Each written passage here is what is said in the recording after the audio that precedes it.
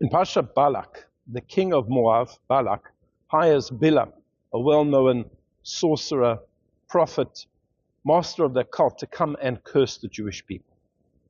And he attempts to curse the Jewish people, but every time he attempts to curse them, the curses are turned into blessings. And one of the famous blessings which is said by Balaam is, Ma tovu ohalecha Yaakov mishkanotecha Yisrael. How goodly are your tents, how wonderful are your dwelling places, Israel.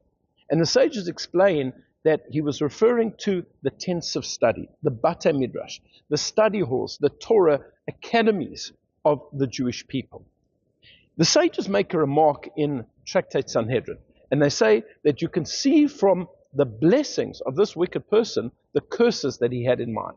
So he ends up blessing the Bate Midrash, the study halls, the yeshivas of the Jewish people, but that means that what he had in mind was to curse the yeshivas, was to curse the Bate Midrash, the places of learning of the Jewish people. And Rav Osher Weiss asked the basic question, why? Why did he want to curse them? What difference does it make to Balaam whether the Jewish people are studying Torah or not? He should have wanted to curse the soldiers. They were very mighty soldiers. We saw in Parshat Chukat how they were able to destroy the two great kings, Sichon and Og. So why not curse the soldiers? Who cares about the scholars? Let the scholars carry on learning. And Rav Osher Weiss explains this is because Balaam knew the secret strength of the Jewish people.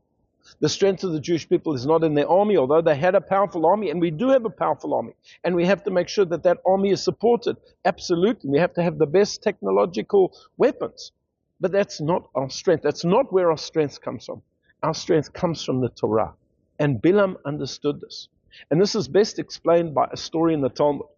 Rabbi Akiva was teaching Torah in public when the Romans had prohibited it. And he was incarcerated. He was in prison. And when he was in prison, he was with another prisoner named Pappus. And Pappus said to him, Rabbi Akiva, why did you do it? Why did you teach Torah when you knew that it was a dangerous thing? And in the end, Rabbi Akiva was executed for doing this. And Rabbi Akiva says, I'll give you an analogy. He said there was a fox that was walking by the side of the river. And the fox saw that the fish was swimming upstream. They were really trying to go upstream. And he said to them, why are you swimming upstream? And they said, well, we're trying to run away, swim away from the fishermen who are trying to catch us. So the fox says, well, why don't you come up here on the dry land and, I'll protect you. I'll look after you. You'll be okay here. And they said to him, you silly fox. If we are in danger in our natural habitat, the river, then certainly we're going to be in danger if we're out of our natural habitat. So explained Rabbi Akiva to his fellow prisoner. The natural habitat of the Jewish people is when we are learning Torah, when we are connected to Hashem. This is what gives us spiritual strength. This is what protects us.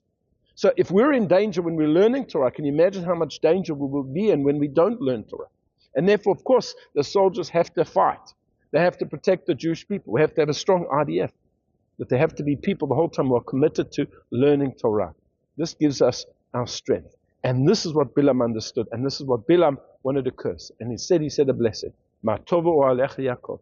How goodly are your tents, O Jacob. I wish you all a Shabbat Shalom.